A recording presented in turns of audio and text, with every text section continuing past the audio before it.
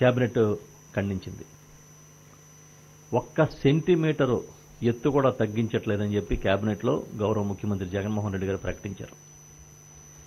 ఇది కేవలం ఒక ప్రధాన ప్రతిపక్ష పార్టీ, అదేవిధంగా కొన్ని మీడియా సంస్థలు పనిగట్టుకుని దుష్ప్రచారం చేస్తూ అబద్దాలని ప్రచారం చేసి పోలవరం ప్రాజెక్టు ఎత్తును తగ్గిస్తున్నట్టుగా ఒక ప్రజల్లో అపోహని క్రియేట్ చేస్తూ ఉన్నారు.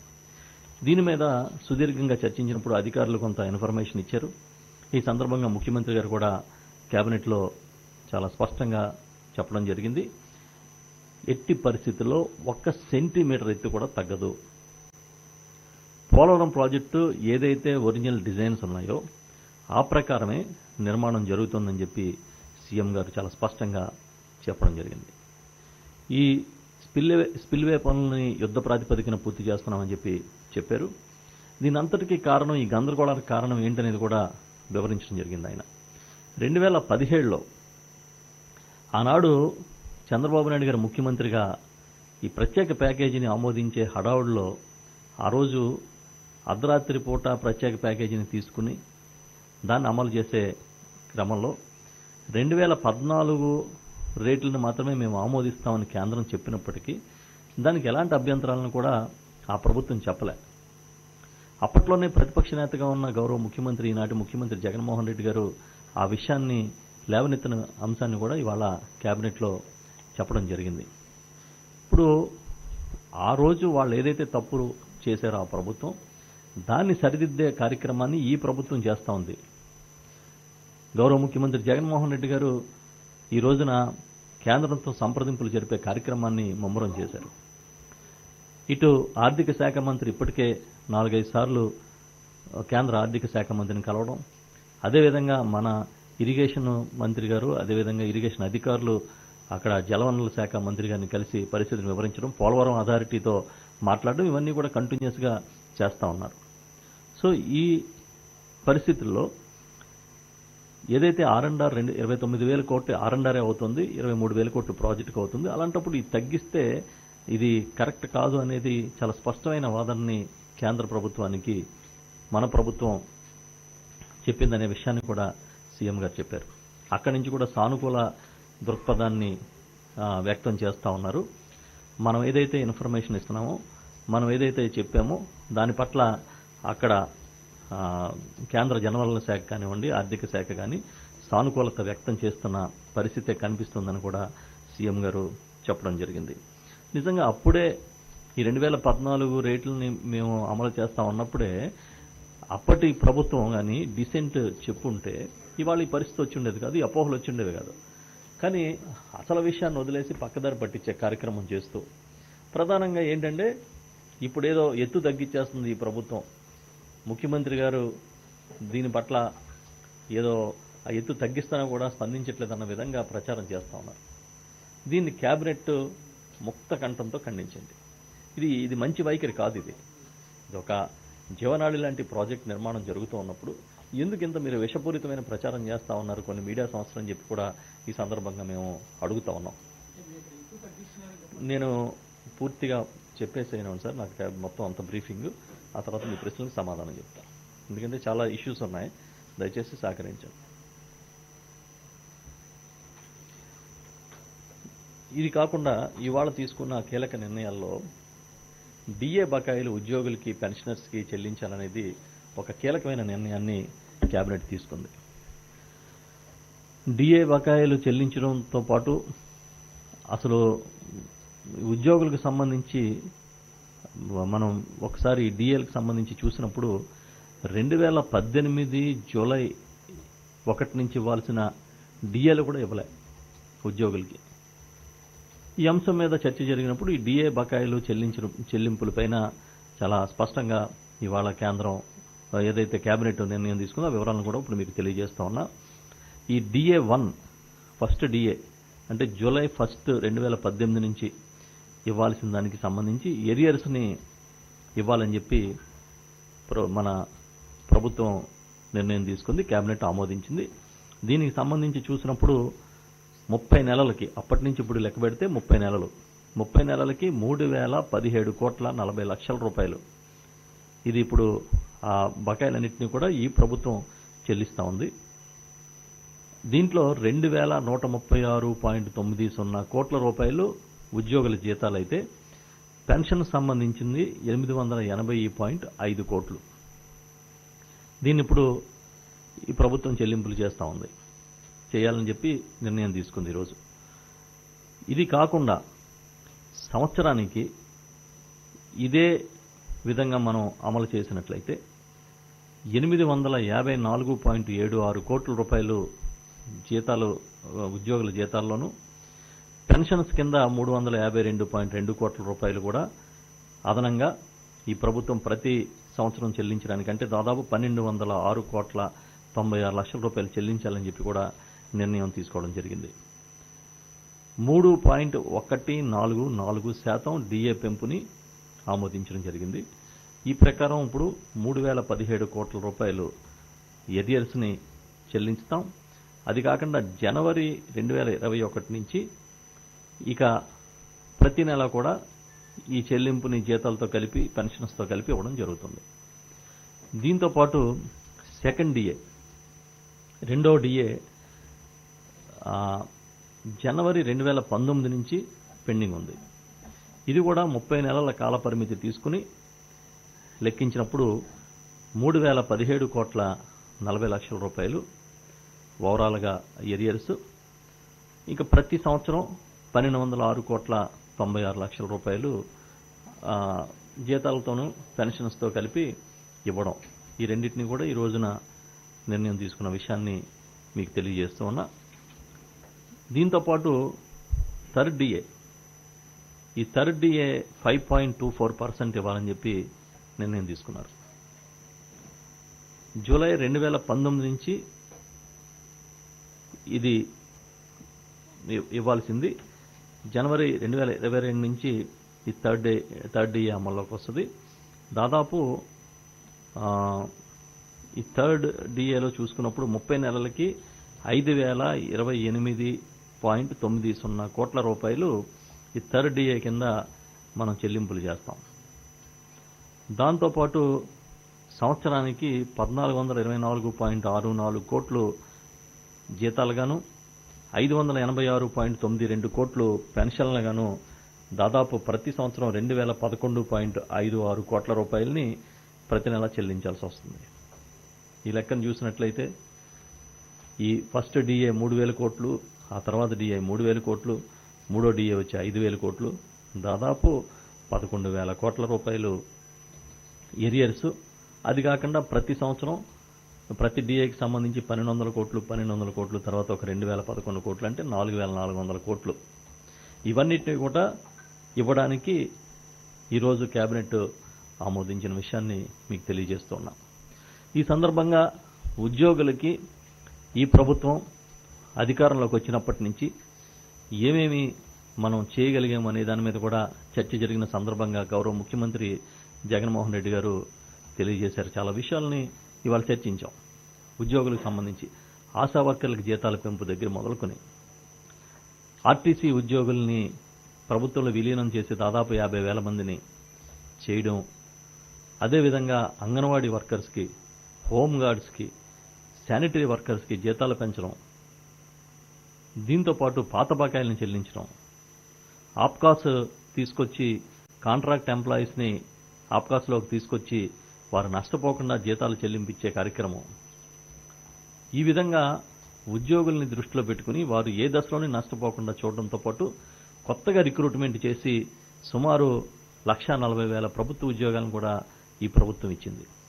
ఉద్యోగుల పట్ల ఏదైతే బాధ్యత ఉందని మేము తీసుకుంటామని ఆనాడు ఎన్నికల ముందు గౌరవ ముఖ్యమంత్రి, ఈనాటి ముఖ్యమంత్రి జగన్మోహన్ రెడ్డి గారు ప్రకటించారో దాన్ని తూచా తప్పకుండా అమలు చేసే కార్యక్రమం ఈరోజు ఉద్యోగుల సంక్షేమానికి సంబంధించి ప్రభుత్వం చేస్తూ ఉందనే విషయాన్ని కూడా మీ దృష్టికి తీసుకొస్తా ఉన్నాం. మనం ఓవరాల్గా చూసినప్పుడు ఇప్పుడు ఈ గవర్నమెంట్ ఎంప్లాయీస్, పెన్షనర్స్ ఇవన్నీ చూసినప్పుడు ఇంకొక కీలక నిర్ణయాన్ని కూడా ఈరోజు తీసుకోవడం జరిగింది. కరోనా సమయంలో మార్చి నెలకు సంబంధించి శాలరీస్ని, పెన్షన్స్ని విత్హెల్డ్లో పెట్టడం జరిగింది. దాన్ని డిసెంబర్ నెలలో చెల్లింపులు చేయబోతా ఉన్నాం. అదేవిధంగా ఏప్రిల్లో ఏదైతే శాలరీస్ అండ్ పెన్షన్స్లో కోత విధించి కొంత విత్డ్రాలు చేశారో దాన్ని వచ్చే జనవరి నెలలో చెల్లింపులు చేయాలని చెప్పి ప్రభుత్వం నిర్ణయం తీసుకుంది. దాన్ని ఈరోజు కేబినెట్ ఆమోదించింది. మీరు ఒకసారి దానికి సంబంధించిన వివరాలు కూడా మీకు తెలియజేస్తాను. పబ్లిక్ రిప్రజెంటేటివ్ సంబంధించి అయితే 100% ఆపేశారు 2 నెలలు. ఆల్ ఇండియా సర్వీస్ ఆఫీసర్స్కి 60% శాలరీ కోత, గవర్నమెంట్ ఎంప్లాయీస్కి 50%, outsourcing and village ward secretariat స్టాఫ్కి 10% కోత విధించారు. ఇప్పుడు ఇవన్నీ కూడా ఇచ్చేయడం జరుగుతూ ఉంది. దీంతో ఈ మార్చి సంబంధించిన పెన్షన్స్ అండ్ శాలరీస్ డిసెంబర్లోనూ ఇప్పుడు చెప్పిన విధంగా ఏప్రిల్ శాలరీస్ ఏప్రిల్లో అయితే ఓన్లీ శాలరీసే ఇస్తా ఉన్నారు. అది డిసెంబర్ది జనవరి 2021లో ఇస్తామంటే నెక్స్ట్ మంత్ ఇవ్వడం జరుగుతుంది. దీనికి సంబంధించి భారం ఎంత ఉందంటే 2,324 కోట్ల రూపాయలు శాలరీస్ గాను 482 కోట్లు పెన్షన్లు గాను ఇవ్వడానికి ఆమోదించడం జరిగింది. ఇది ఉద్యోగులకు సంబంధించి ఈ ప్రభుత్వం తీసుకున్న కీలక నిర్ణయంగా మీకు తెలియజేస్తూ ఉన్నా. మీకు తెలుసు, ఈ ప్రభుత్వం అధికారంలోకి రాకముందే గౌరవ ముఖ్యమంత్రి, ఈనాటి ముఖ్యమంత్రి జగన్మోహన్ రెడ్డి గారు నవరత్నాల కార్యక్రమాన్ని ప్రకటించి మేము అధికారంలోకి వచ్చాక ఏవైతే కార్యక్రమాలు చేస్తామని ఆ రోజు చెప్పారో వాటిని మేనిఫెస్టోను ఒక పవిత్ర గ్రంథంగా భావించి అమలు చేస్తున్న సంగతి మీకు తెలుసు. దానిలో భాగంగానే ఇవాళ పేదలందరికీ ఇళ్ల స్థలాలు ఇచ్చి ఇళ్లు కట్టిస్తానని ఏదైతే మాట ఇచ్చారో ఆ ప్రక్రియకి శ్రీకారం చుడతా ఉన్నాం. డిసెంబర్ 25వ తేదీన పేదలందరికీ ఇల్లు కార్యక్రమం ప్రారంభమవుతోంది. దీనికి ఇవాళ కేబినెట్ ఆమోదం తెలిపింది. 30,60,000 మందికి ఇళ్ల పట్టాలు ఈ ప్రభుత్వం ఇవ్వబోతా ఉంది. ఇవన్నిటినీ కూడా 25వ తేదీన ఇస్తాం. ఇందుకోసం 66,518 ఎకరాలని 23,000 కోట్ల విలువైన భూమిని ప్రభుత్వం సేకరించిన విషయాన్ని కూడా మీ దృష్టికి తీసుకొస్తా ఉన్నాం. దాంట్లో 25,193 ఎకరాలు ప్రభుత్వ భూమి అయితే 22,342 ఎకరాలు ప్రైవేటు భూమి ఉందని చెప్పి కూడా మీకు తెలియజేస్తా ఉన్నాం.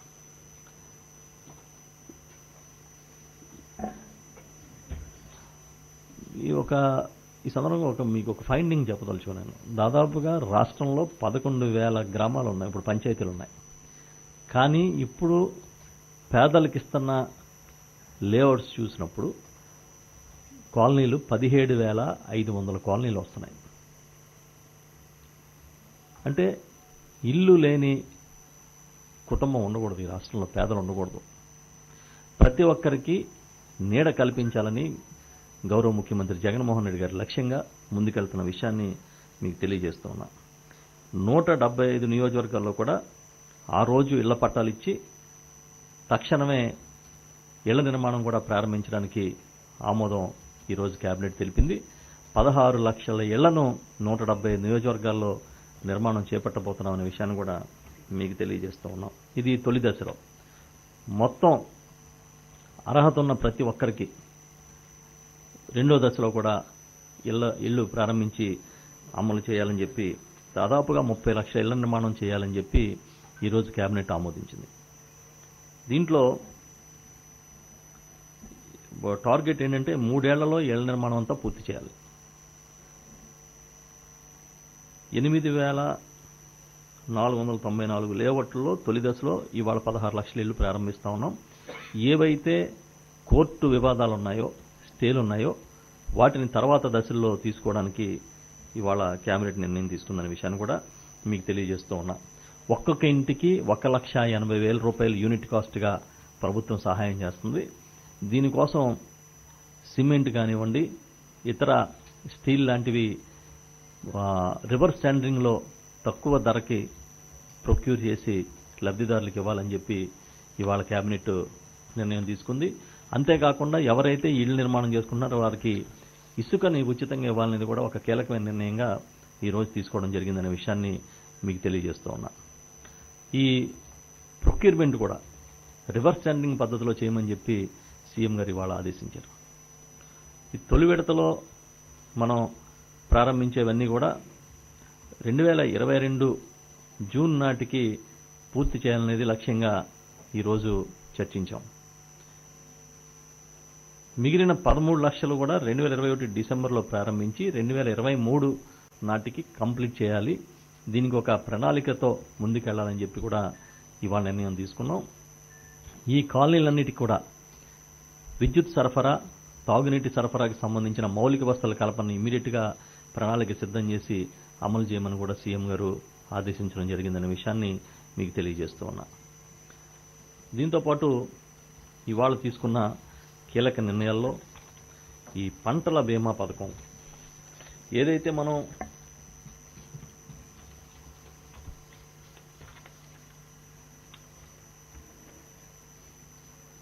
వైఎస్ఆర్ ఉచిత పంటల బీమా పథకాన్ని ఆనాడు గౌరవ ముఖ్యమంత్రి జగన్మోహన్ రెడ్డి గారు ప్రకటించడం జరిగింది.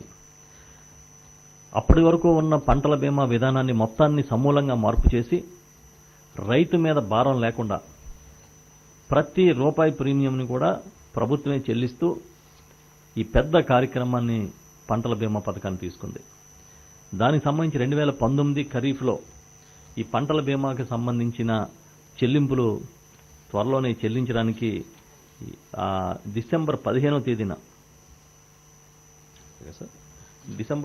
తేదీన చెల్లించాలని చెప్పి ఈరోజు కేబినెట్ నిర్ణయం తీసుకుంది. దీనికి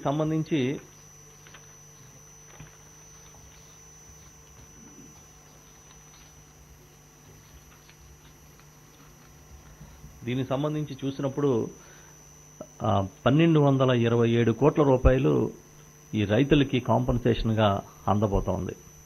ఏవైతే బీమా కంపెనీల నిబంధనలు ఉన్నాయో వాటిని అనుసరిస్తూ ఎక్కడా ఎలాంటి ఇబ్బంది రైతులకు కలగకుండా నేరుగా ఈ మొత్తాన్ని ప్రభుత్వం ఆ రోజు గౌరవ ముఖ్యమంత్రి జగన్మోహన్ రెడ్డి గారు డిసెంబర్ 15వ తేదీన స్విచ్ నొక్కి మీట నొక్కి నేరుగా రైతుల అకౌంట్లో ఈ డబ్బులు వేయాలని చెప్పి నిర్ణయం తీసుకోవడం జరిగింది. ఇది ఈ పంటల బీమా విషయాన్ని తీసుకున్నప్పుడు 2016 నుంచి 2019 వరకు 3 ఏళ్ల కాలానికి మొత్తానికి కలిపి 60,84,000 మంది రైతులకి పంటల బీమా పథకం అమలు చేస్తే 2019, 2020 ఈ ఒక్క సంవత్సరంలోనే 58,77,000 మంది రైతులకి పంటల బీమాని అమలు చేసిన విషయాన్ని మీ దృష్టికి తీసుకొస్తా ఉన్నాం. 2016-19 మొత్తానికి కలిపితే 70,71,000 హెక్టార్లకు ఉచిత పంటల బీమా పథకాన్ని అమలు చేస్తున్నాం. ఇది అమలు చేస్తే 2016 నుంచి 2019 వరకు 70 లక్షల హెక్టార్లకి అమలు చేస్తే 2019-20 ఈ ఒక్క ఏడాదిలోనే 56,86,000 హెక్టార్ల భూమికి ఉచిత పంటల బీమాని అమలు చేస్తా ఉన్నాం. అంటే మీరు ఇంకా విలువలు కూడా చూసినప్పుడు ఈ 3 ఏళ్లలో బీమా విలువ 37,457 కోట్లు అయితే అంటే గడిచిన 16-19 మధ్య ఈ ఒక్క ఏడాదిలోనే 37,721.57 కోట్లుగా మీకు తెలియజేస్తా ఉన్నా.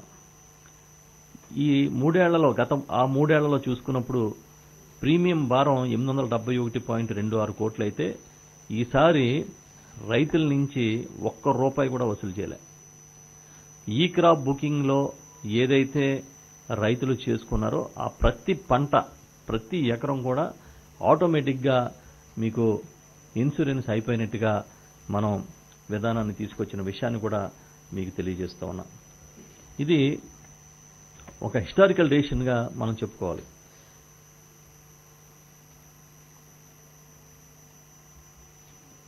ఇన్ని వేల కోట్ల రూపాయలు ప్రభుత్వం రైతుల కోసం ఇన్సూరెన్స్ చెల్లించడం అనేది గతంలో ఎప్పుడూ జరగలేదు. సకాలంలో ఎప్పుడు ఆ ఇన్సూరెన్స్ని ఇచ్చిన పరిస్థితి కూడా హిస్టారికల్గా చూస్తే కనిపించట్లే. కానీ గౌరవ ముఖ్యమంత్రి జగన్మోహన్ రెడ్డి గారు ఒక్కటే నేరుగా ఏదైతే మనం నిబంధనల ప్రకారం చెల్లించామో వాటిని ఎప్పటికప్పుడు రైతులకు అందించే కార్యక్రమం చేయాలి. కాబట్టి పారదర్శకంగా నేరుగా వారి అకౌంట్లోనే ఈ అమౌంట్స్ వేసే విధంగా నిర్ణయం తీసుకుని ఈ డిసెంబర్ 15న ఈ కార్యక్రమం 2019 ఖరీఫ్ ఇన్సూరెన్స్ ఉచిత పంటల బీమా, వైఎస్ఆర్ ఉచిత పంటల బీమాని ఆ రోజు నిర్వహించడానికి కేబినెట్ ఆమోదించిన విషయాన్ని కూడా మీ దృష్టికి తీసుకొస్తూ ఉన్నా.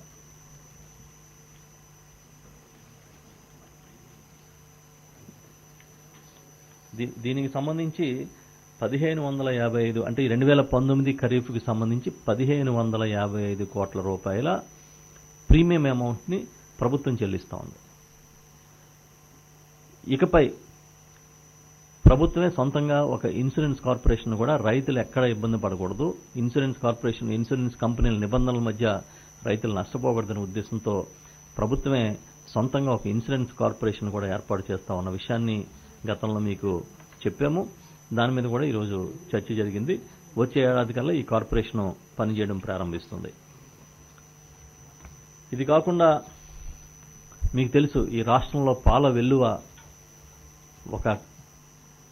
ప్రతి ఒక్క కుటుంబాన్ని గ్రామీణ ప్రాంతంలో ఉన్నా కానీ అర్బన్ ప్రాంతాల్లో పశువు పెంపకందారులు రైతాంగానికి ఉపయోగపడే విధంగా ఒక కార్యక్రమాన్ని తీసుకోవాలి.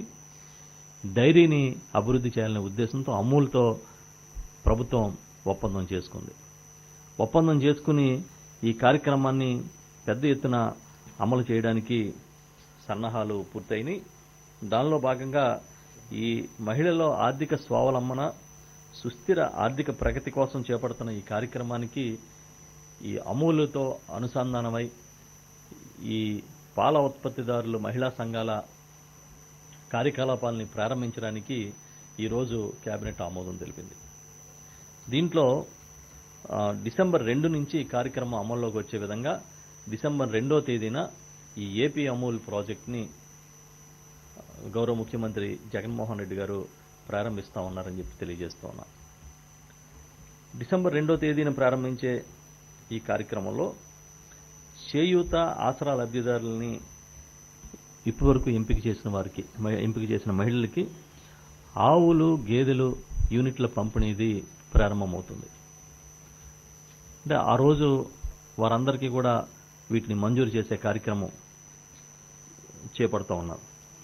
మొదటి దశలో 400 గ్రామాల్లో వైఎస్ఆర్ కడప జిల్లా, చిత్తూరు జిల్లా, ప్రకాశం జిల్లా ఈ 3 జిల్లాల్లో కూడా 400 గ్రామాల్లో మొదట దీన్ని ప్రారంభించాలనేది నిర్ణయంగా తీసుకోవడం జరిగింది. 9,899 బల్క్ చిల్లింగ్ సెంటర్స్ని నిర్మాణం చేయాలని చెప్పి కూడా ఈరోజు నిర్ణయం తీసుకున్నాం. ఇవన్నీ కూడా ఆయా ఎక్కడైతే పాల ఉత్పత్తిదారులు ఉన్నారో ఆ ప్రాంతాల్లో ఈ బల్క్ చిల్లింగ్ సెంటర్స్ అన్నీ కూడా వస్తాయి. ఇది కాకుండా గొర్రెల్ని, మేకల్ని కూడా ఈ ఆర్థిక స్వావలంబన కోసం దీనికన్నా ముందు ఇంకొక విషయం ఏంటంటే, ఈ పాలకు సంబంధించి 4 రూపాయలు ఏదైతే అదనంగా ధరిస్తామన్నారో అది కూడా ఈ దీంతో పాటు ఈ అమూల్తో ఎప్పుడైతే ఈ పాల వెలువ కార్యక్రమం ప్రారంభమవుతుందో అప్పుడుతో ఇది కూడా ప్రారంభమవుతుందనే విషయాన్ని కూడా ఈ సందర్భంగా తెలియజేస్తూ ఉన్నాం. దీంతోపాటు ఈ చేయూత కింద అంటే ఇప్పుడు మనం ఇంతకుముందు చెప్పిన ఆవులు, గేదెలు విషయం వచ్చినప్పుడు 4,68,000 పాడి పశువుల్ని ఇవ్వడానికి ప్లాన్ చేశాం. ఇది కాకుండా 2,49,000 మేకలు, గొర్రెల్ని ఇవ్వడానికి చేయూత కింద మహిళలకు ఇవ్వడానికి ప్లాన్ చేసిన విషయాన్ని కూడా ఈ సందర్భంగా మీకు తెలియజేస్తూ ఉన్నా. అంటే ఒక్క యూనిట్కి 14 గొర్రెలు కానీ మేకలు కానీ ఉంటాయి. అందులో ఫిమేల్ 13 ఉంటే ఒకటి మేల్ ఉంటుంది. ఇవన్నిటినీ కూడా ఒక్కొక్క యూనిట్గా చేయడానికి ఇప్పటికే లబ్ధిదారుల ఎంపిక కార్యక్రమం కూడా ప్రారంభమైంది. ఇది త్వరితగతిన చేసినట్లయితే ఆయా ప్రాంతాల్లో ఈ పేద కుటుంబాలకి ఆర్థిక స్వావలంబనకి తోడ్పడుతుందనే ఉద్దేశంతో ఈ నిర్ణయాన్ని తీసుకున్నామని చెప్పి విషయాన్ని తెలియజేస్తూ ఉన్నాం. దీన్ని డిసెంబర్ 10వ తేదీన లాంచ్ చేయబోతా ఉన్నాం.